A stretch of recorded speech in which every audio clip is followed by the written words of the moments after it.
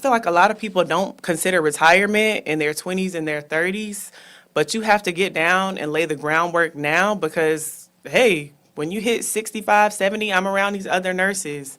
It's not easy. I'm not to have to go to work, to get up and say, I have to go. If I don't go to work, I'm going to fall behind. I'm going to lose my house. I'm going to lose my car. It's not a good feeling. So, Correct. you know, you have to lay the groundwork now. So you don't have to get up and go to work when it's time for you to actually have leisure time and spend time with your family.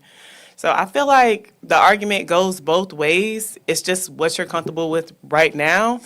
But it's okay to be humble. It's okay to wait. Everything doesn't have to come right now. You can have a game plan, save your money. Like I always think back to when I got back from Howard, I moved back in with my parents, and I think it might have been like not even 4 months. I was ready to move out and get my first apartment. I always think back like, dang, you know, if I would even stayed a full year, I would have had way more savings anyway than just moving out and trying to be on my own. So, you know, I feel like a lot of times we want to move on certain things, but you have to lean on your faith, listen to God, and also listen to your peers and your family members. And when they say, like, maybe it's best to stay still, sometimes you have to take other people's advice, and you'll end up in a better position.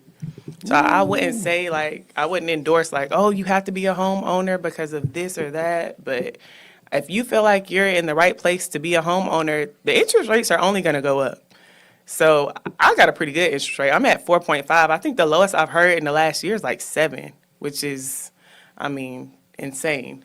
Unless, you know, you're doing it big, like he said. 7% insane to me. Like, and of course, if you're making money, you probably have a student loan, a 6-figure student loan. So I'm going to have a 6-figure student loan, a 6-figure home loan, and then possibly close to a 6-figure car loan. It's you got to make it make sense. Well, you bossy.